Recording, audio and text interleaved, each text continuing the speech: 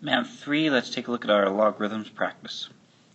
So on these first ones, we're graphing, okay? And yes, we can use technology to help us graph, but there's a few things that we need to pay attention to, okay?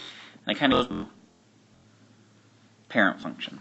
So logarithmic function has an asymptote, that invisible line that it never crosses, down the y-axis, okay? And because we know that the log of anything, base of anything, of 1 equals 0, we know at the input of 1, the x value of 1, the y value, or output is 0. So it has this point 1, 0. So it goes up from the asymptote, and then it's going to curve out, depending on we need to look at here when we're doing our function, how the asymptote changes, and how this point changes, and then have that same basic shape. Okay. So if we look at this first one, we have x minus 3 inside. Okay. Thinking back to transformations, we'd have a times log base b of x minus h plus k, and that h would move it horizontally, k vertically. So plus 3, because it's a minus h, that's a negative 3. So we're moving backwards. So we're taking this asymptote and moving it back 3 to negative 3. Okay, and this point is going to move back here to negative 2. So will our graph look similar? Yeah. It's going to go up here and then just curl over. Okay, so that's our graph. That's the main things you have to understand. Now, domain and range. Remember, domain is all the possible x values. So if I look right to left, where does my graph exist? Well, it's going to keep going to the right. We call that infinity, positive infinity. As it goes, so we're going to stop here at the asymptote. So my domain is negative 3 to infinity. And my range, remember, is the vertical, the y-axis. Okay, this is going to keep going down, and even though it goes to the right slowly, it's going to keep going up. So typically my range is going to be negative infinity to positive infinity, and that's pretty consistent across most type of logarithm. Okay, so once again, let's take a look at 2 now. We've got a minus 1, so we're going to move to the right one, plus 4 up 4. Okay, so from this point, I move it to the right one, up 4, that, okay.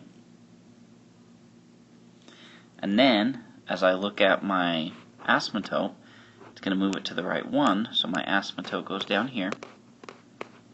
And so my graph starts down here, it's at asymptote, and then curves around.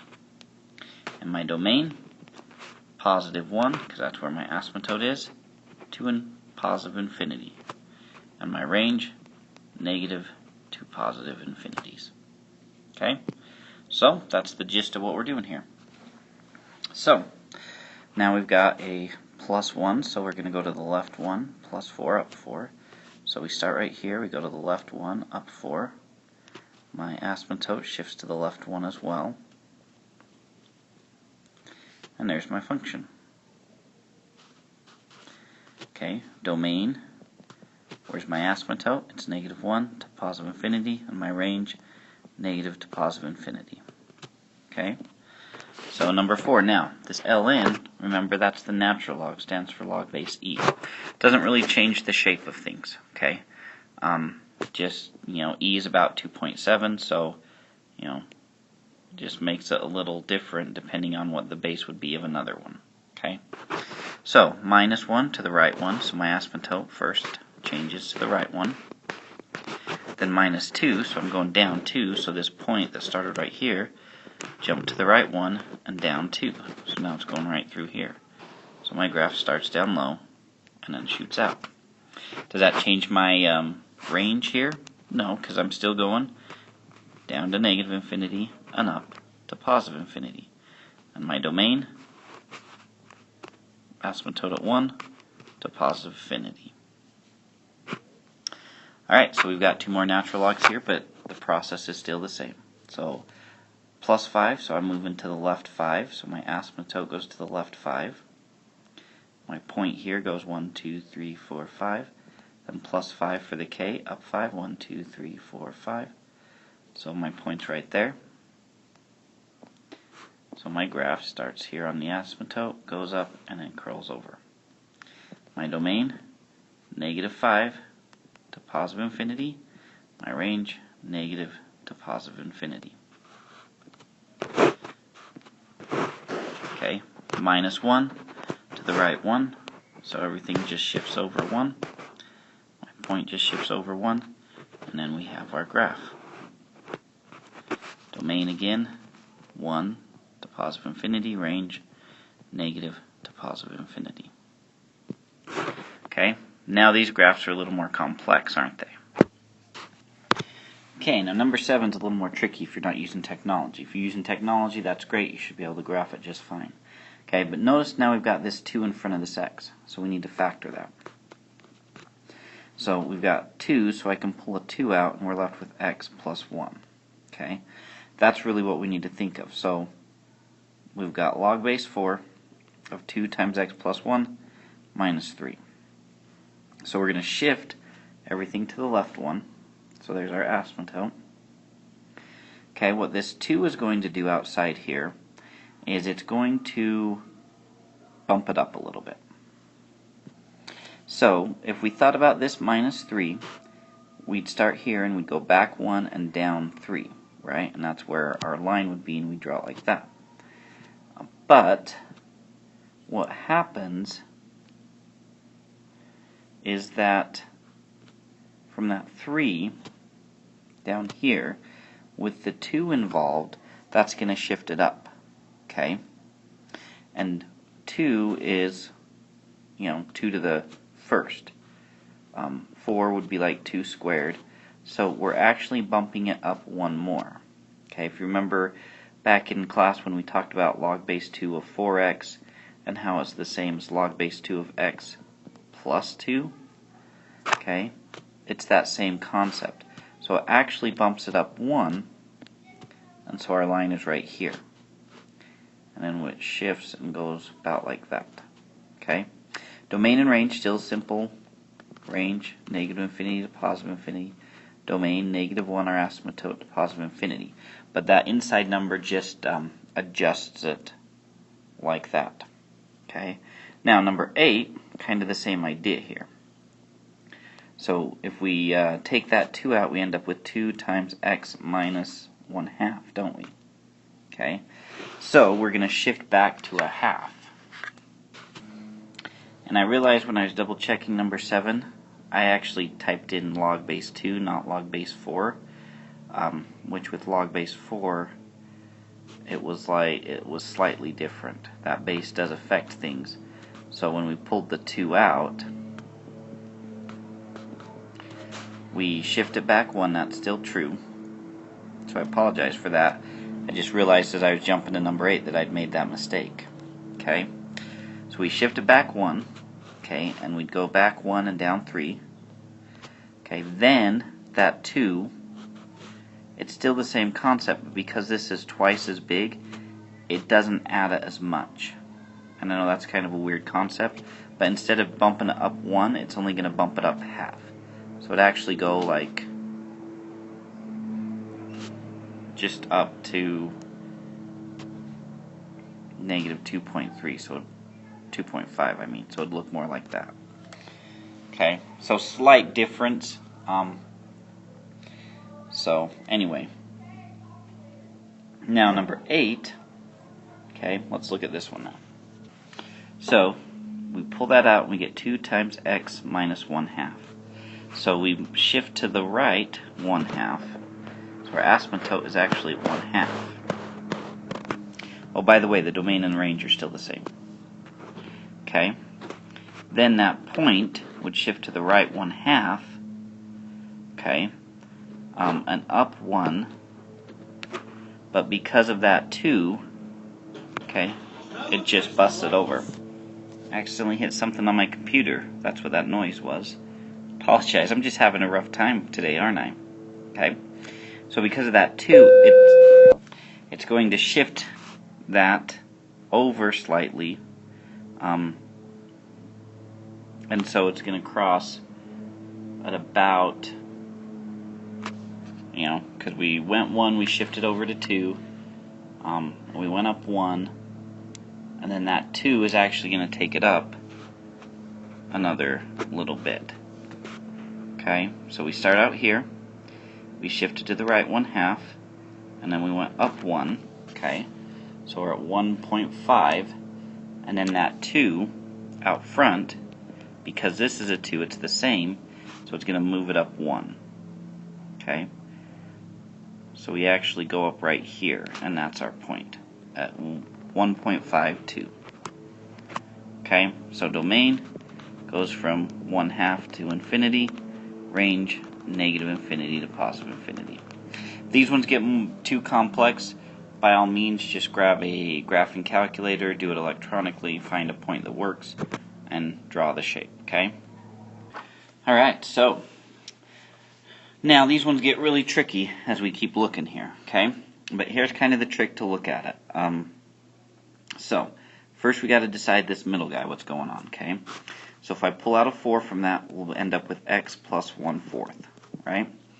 Because if I times that in, that'll give me x plus 4x plus 1. Okay? So because of that, that's going to throw off where that point is, right? So we've got that starting point right there. We've got the starting asymptote. Okay? This plus 1/4 means we shift it back just a 1/4. Okay? So we're going to shift it back about a 1/4, roughly right there. Looks more like a 1/2, but we'll just kind of pretend it worked. Okay, we're also going to shift back that point back 1 because of that 1. Okay, so we shift that point back to here. Then we're going down 3, so we shift it down 3.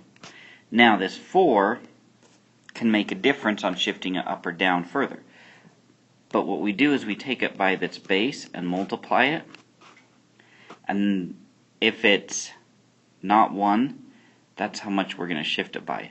But 1/4 times 4 gives us 1, so we actually just leave it right where it is. Okay? Now, because it's that 1/4, this one actually starts up high like this and goes down like that. So that one's kind of a crazy one. Because of that 1/4. Just because if we think exponentially, 2 to the x looks like this, 1/2 to the x looks like this. Okay, so that fraction throws things off. Okay, all right. These ones are tricky, aren't they? So on number 10, we've got log base 6 of 2x plus 1 plus 5. So we pull out a 2 and we get x plus 1/2. Okay, so we're shifting back by 1/2 our asymptote. Okay, then we are going back 1 and up 5. Okay, so from this point right there, back 1, up 5. Now we've got to see how this other part's going to affect it. Because that 6 and that 2, like 2 over 6 is a third, we'd actually bump it up a little bit, but because of the 1/2, we actually only should have went back 1/2. So it would end up being right about there. On this one, it just so happens that you also hit the y-intercept at 5. That's why I say it's a good idea to graph these using technology, because these ones can get very difficult to know how to deal the base and everything else. Okay, so there we go with those ones. Alright, so now finding the inverse is basically just rewriting them as exponents or logs. So remember, the exponent is rewritten like this, okay, and vice versa, so back and forth. So log y equals log base 4 of 3x, so we would go 4 to the y equals 3x. And that's where we would go. Now, if we really wanted to, we could divide all these by 3 and we get 4 to the y over 3 equals x. But we're just practicing rearranging them, so let's just leave it like that. Okay? Alright, number 12. So, base 2 of y equals 3 to the x. Number 13. Okay, in this case, we'd need to divide by 2 to get rid of that 2 first. So I'd have y over 2 equals log base 3 of x. So I'd go 3 to the y over 2 equals x. And 14, I would just go 4 to the y equals x cubed. And that's all I'm concerned with on these ones. Okay, now 15 through 18, we're going backwards, right? So now the log. So first I'd add 8 to get the exponent by itself. So I'd have y plus 8 equals 2 to the x. So log base 2 of y plus 8 equals x. For 16, log base e. Remember, log base e is actually written ln, natural log. So I'd go natural log of y equals x over 3. For 17, I don't know how that guy snuck in there. Apparently I didn't double check all of these because that has no power, does it? So there's no way we can turn this into a log, so don't even worry about that one. Okay. And number 18 we times by 2 first to get 2y equals 5 to the x. So log base 5 of 2y equals x. Alright? Okay. Alright, now we're dealing with the expanding and condensing. Okay? Which is just the opposites of the same thing.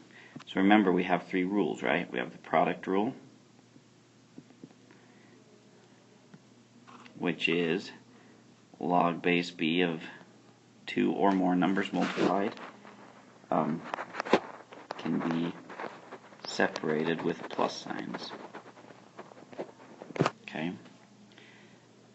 So, if I look at this first one, we've got that first rule, right? X, y, and z to the 4th.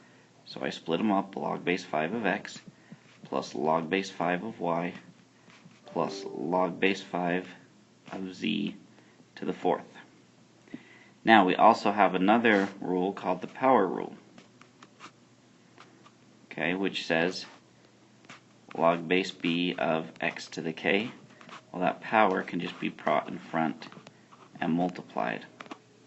So this one, that 4 can be brought out front, and we get log base 5 of x plus log base 5 of y plus 4 times log base 5 of z. And we're all done with that one. Okay. Now on number 20, what we notice is we've got this radical. Remember, that can be rewritten as x to the 1/3. So I have z to the 5th times x to the 1/3. So I go product rule first.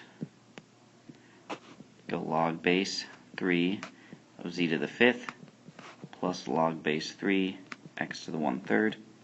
Then using the power rule, I bring those down, and I get 5 times log base 3 of z plus 1/3 times log base 3 of x. And there's my answer there. Okay, now in 21 and 22, we should notice that this 4 is outside the front, okay, and this 3. So there's 2 ways you can do it. You can apply the power rule first, then go through it. But what I'd actually do is just distribute that in. So I'd get x to the 8th times y to the 4th, or x to the 18th times y to the 3rd. And then you just apply the power and the product rule to get 8 times log base 2 of x plus 4 times log base 2 of y. To get 18 times log base 4 of x plus 3 times log base 4 of y. Okay, remember we do have that third rule, the quotient rule.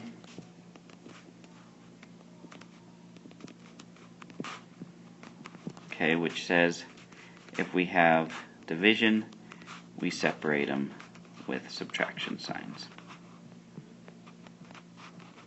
Okay, so on condensing, we're just going backwards. We're just taking this, taking it back to that, this, back to that, and so on. Okay, so on this one, first off, power rule. So that 3 would jump up, and you'd have log base 5 of a cubed, plus that 6 would jump back up, log base 5 of b to the 6th. Okay, then you would just, it's a plus sign, so it becomes log base 5 of a cubed times b to the 6th. Okay, now 24, same idea. 15 would pop up, 3 would pop up, but it's a minus, so we'd get natural log of x to the 15th minus natural log of x, or y cubed. Then it would become natural log of x to the 15th over y cubed. And we could leave it that way. We could also realize that 15 is really 3 times 5.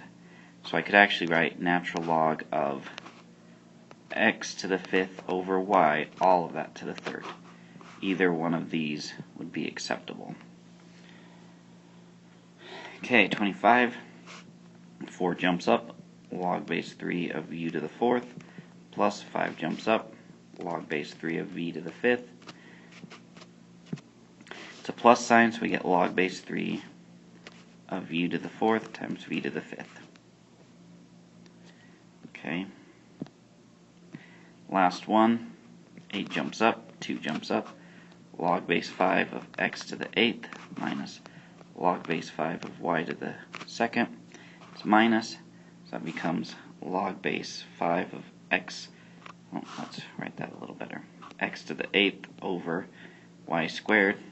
We could leave it like that. We can also realize that 8 is 4 times 2, so that would, we could pull a 2 out and get log base 5 of x to the 4th over y, all of that squared.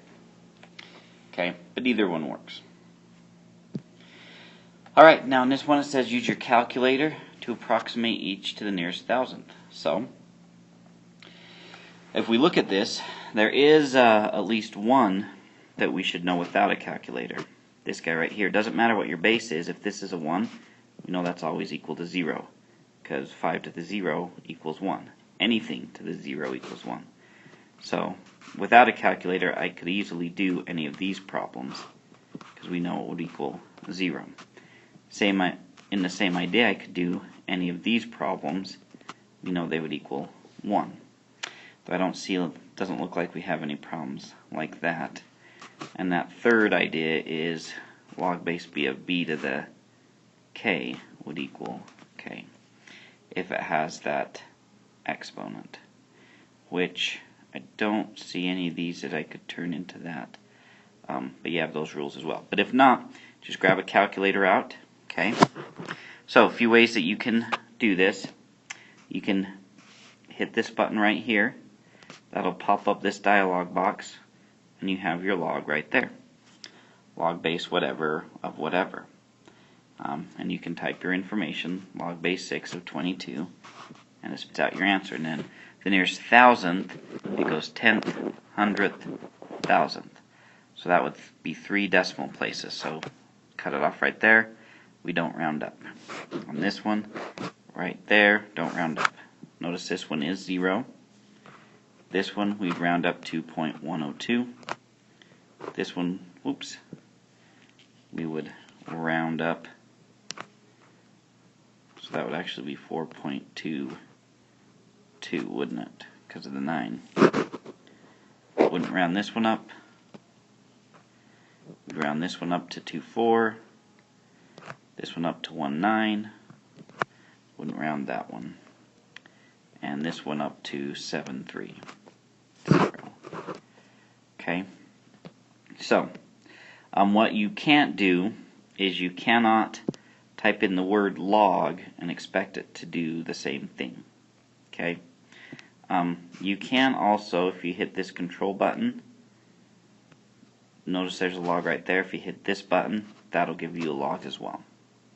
One other thing to add if you're using this to help graph the logs, after you graph it, if you hit Control again and G when you're on the graph, that'll bring up that graph entry. Alright, so there we go, guys.